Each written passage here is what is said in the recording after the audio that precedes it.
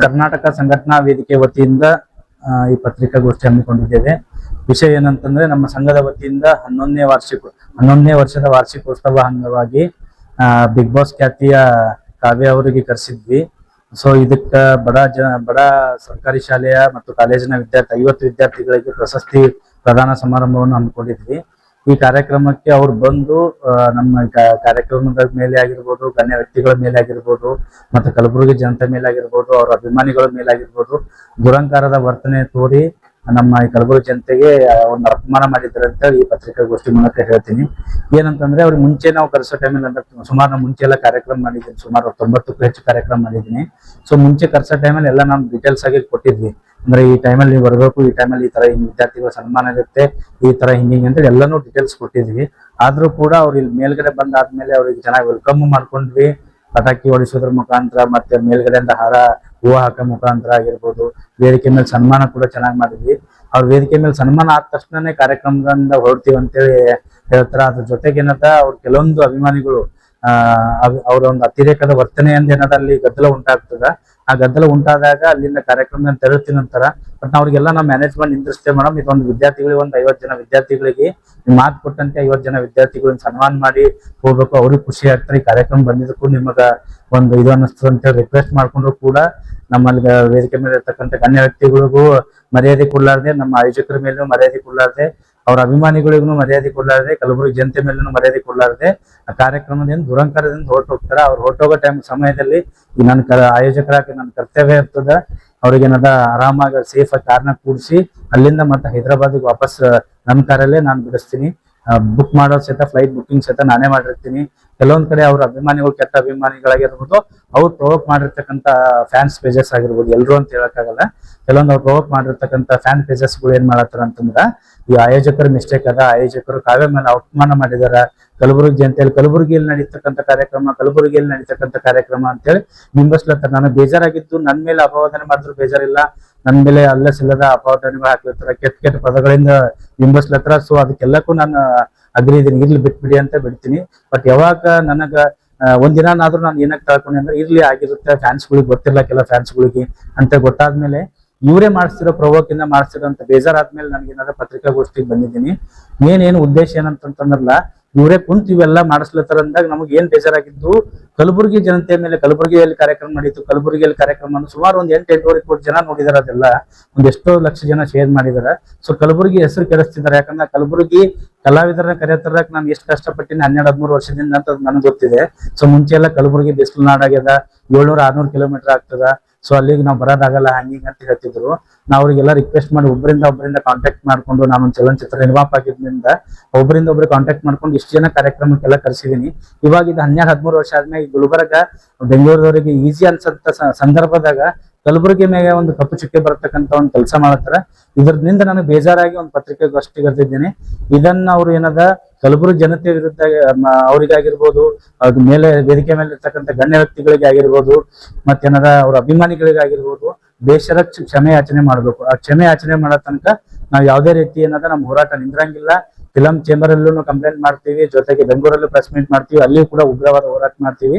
ಜೊತೆಗೆ ನಾವ್ ಇಲ್ಲಿ ಗುಲ್ಬರ್ಗದಲ್ಲಿ ಕೂಡ ಇವ್ರು ಏನಾದ್ರು ಕ್ಷಮೆ ಕೇಳಿಲ್ಲ ಅಂತಂದ್ರೆ ಗುಲ್ಬರ್ಗದಲ್ಲಿ ಕೂಡ ಒಂದು ಹೋರಾಟ ಮಾಡ್ತೀವಿ ಅಂತ ಹೇಳಕ್ ಇಷ್ಟಪಡ್ತೀವಿ ಈ ಪತ್ರಿಕಾಗೋಷ್ಠಿ.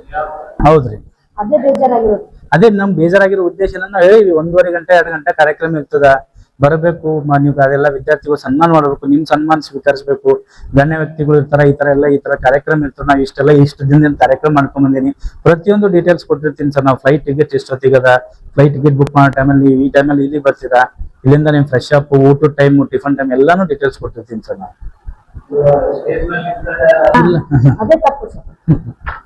ಇಲ್ಲ, ನಾವು ಹಂಗಾರ ಗೊತ್ತಿದ್ರ ಕರೆಸ್ತಿದ್ದಿಲ್ಲ ಅಂತ ಏನಿಲ್ಲ ಸರ್. ಅವ್ರು ಈ ತರ ಮಾಡ್ತಾರ ಅಂದ್ರೆ ಬೇಜಾರಾಗ್ಬಿಟ್ಟದ ನಮಗ. ಈಗ ನಮ್ಮ ಗುಲ್ಬರ್ಗ ಮರ್ಯಾದೆ ಕಳೆದ್ರು, ನಮ್ ಸಂಘದ್ದು, ನಮ್ ಕಲಬುರಗಿ ಜಯಂತಿ ಮರ್ಯಾದೆ ಕಳೆದ್ರ ಅಂತ ಯಾರ್ದು ಪರಿಚಯ ಸರ್. ಆಸ್ ಎ ಪ್ರೊಡ್ಯೂಸರ್ ಆಗಿ ನನ್ ಕಾಂಟ್ಯಾಕ್ಟ್ ಸಿಗ್ತಾವ, ನಾ ಯಾತ್ರೋ ನಿಂತು ಇಲ್ಲಿ ತನಕ ಕರ್ಸಿನಿ, ಡೈರೆಕ್ಟ್ ಕಾಂಟ್ಯಾಕ್ಟ್ ಮಾಡ್ತೀನಿ, ಡೈರೆಕ್ಟ್ ಕರೆಸ್ತೀನಿ ಸರ್.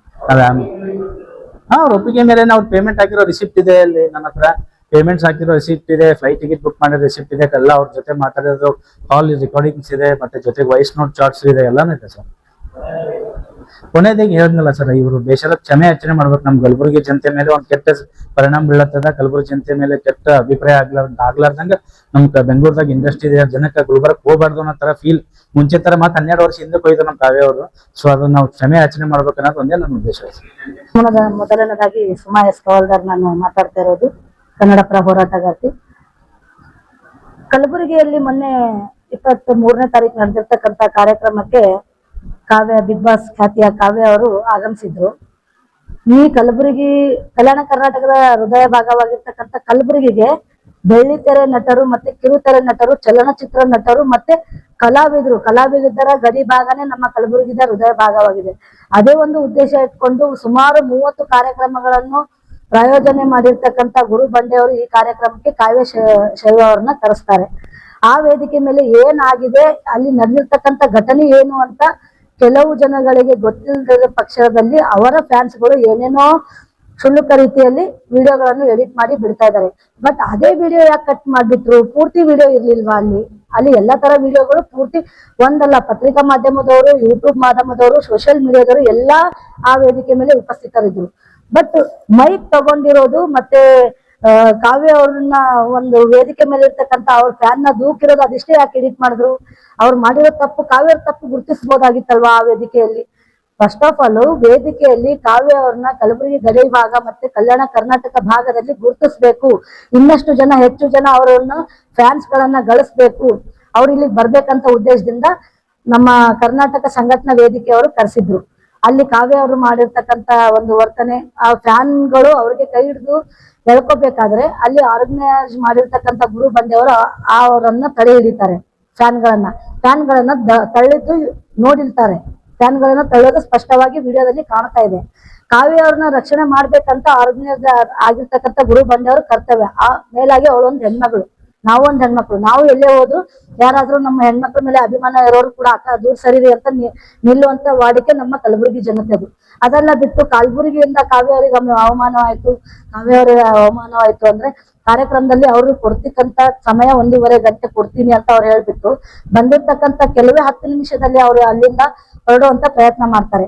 ಮತ್ತೆ ಮೈಕ್ ಕೂಡದಲ್ಲಿ ಒಂದು ಕಾರ್ಯಕ್ರಮಕ್ಕೆ ಬಂದ್ಮೇಲೆ ಕಾರ್ಯಕ್ರಮದ ಬಗ್ಗೆ ಮತ್ತೆ ವಿದ್ಯಾರ್ಥಿ ರತ್ನ ಪ್ರಶಸ್ತಿ ಬಗ್ಗೆ ಮಾತಾಡ್ತಕ್ಕಂಥ ಕರ್ತವ್ಯ ಅವ್ರದ್ದು. ಮಾತಾಡ್ಬೇಕಾಗಿತ್ತು, ಬಟ್ ಆದ್ರೆ ಅವ್ರ ಮೈಕು ತಗೊಂಡಿರ್ಲಿಲ್ಲ. ಹಿಡಿದಿರೋ ಮೈಕ್ ಅನ್ನ ಯಾರೋ ಅವ್ರ ಅಭಿಮಾನಿ ಕಸ್ಕೋತಾರೆ, ಅದನ್ನ ತಂದು ಗುರು ಬಂಡೆಯವ್ರ ಮೇಲೆ, ಕಾರ್ಯಕ್ರಮ ಆಯೋಜಕರ ಮೇಲೆ ಹಾಕ್ತಾರೆ ಅಂತಂದ್ರೆ ಇದು ಸಮಂಜಸವಲ್ಲ. ಅದಕ್ಕಾಗಿ ನಾವೇನ್ ಮಾಡ್ತಾ ಇದೀವಿ, ಅದನ್ನ ಅಪಪ್ರಚಾರ ಮಾಡದೇ ಇರ್ತಕ್ಕಂಥ ಮೂಲ ಉದ್ದೇಶ, ಕಾರ್ಯಕ್ರಮದಲ್ಲಿ ಏನಾಯ್ತು, ಕಾವ್ಯ ಅವ್ರು ಎಷ್ಟು ನಿಮಿಷ ಇದ್ರು, ಒಂದು ಕಾರ್ಯಕ್ರಮಕ್ಕೆ ಅವ್ರು ಕೊಟ್ಟಿರ್ತಕ್ಕಂಥ ಟೈಮ್ ಎಷ್ಟು, ಅದು ಮೂಲ ಉದ್ದೇಶ. ಫ್ಯಾನ್ಸ್ಗಳು ಮತ್ತೆ ಅಭಿಮಾನಿಗಳು ಮೇಲಾಗಿ ತಿಳ್ಕೊಬೇಕು. ಏನೂ ಗೊತ್ತಿಲ್ಲದಕ್ಕಂತ ಆಯೋಜಕರ ಮೇಲೆ ಒಂದು ಕಪ್ಪು ಚುಕ್ಕೆ ಮತ್ತೆ ಕಲಬುರಗಿ ಮೇಲೆ ಕಪ್ಪು ಚುಕ್ಕೆ ಬರ್ತಕ್ಕಂತ ಉದ್ದೇಶವಾಗಿದೆ. ಇದರಿಂದ ಬೆಳ್ಳಿತೆರೆ ನಟರು ಇಲ್ಲಿ ಬಂದು ಹೋಗಿದ್ದಾರೆ, ಮತ್ತೆ ಕಲಾವಿದರು ಬಂದು ಹೋಗಿದ್ದಾರೆ, ಚಲನಚಿತ್ರ ನಟರು ಬಂದು ಹೋಗಿದ್ದಾರೆ. ಅದ್ರ ಮೇಲಾಗಿ ಗುರು ಬಂಡೆಯವರು ಕೂಡ ಚಲನಚಿತ್ರ ನಟರು ಕೂಡ, ಪ್ರೊಡ್ಯೂಸರ್ ಕೂಡ ಇದ್ದಾರೆ. ಅದಕ್ಕೆ ಕಾವ್ಯ ಅವರು ತಕ್ಷಣ ಆ ಕಾರ್ಯಕ್ರಮದಲ್ಲಿ ಇರ್ತಕ್ಕಂಥ ಗಣ್ಯ ವ್ಯಕ್ತಿಗಳಿಗೆ ಮತ್ತೆ ಆಯೋಜಕರಿಗೆ ಮತ್ತು ಕಲಬುರಗಿಯ ಜನತೆಗೆ ಮತ್ತು ಅವರ ಕಲಾಭಿಮಾನಿಗಳಿಗೆ ಮತ್ತು ಫ್ಯಾನ್ಸ್ಗಳಿಗೆ ಕ್ಷಮೆ ಯಾಚಿಸ್ಬೇಕು. ಕಲಬುರಗಿಗೆ ಬಂದಿರ್ತಕ್ಕಂಥ ಕಪ್ಪು ಚುಕ್ಕೆ ಅವರಿಂದಾನೇ ಹೋಗ್ಬೇಕಂತ ನಾನು ಈ ಪತ್ರಿಕಾ ಮಾಧ್ಯಮದ ಮೂಲಕ ನಾನು ತಿಳಿಸಬಯಸ್ತೇನೆ.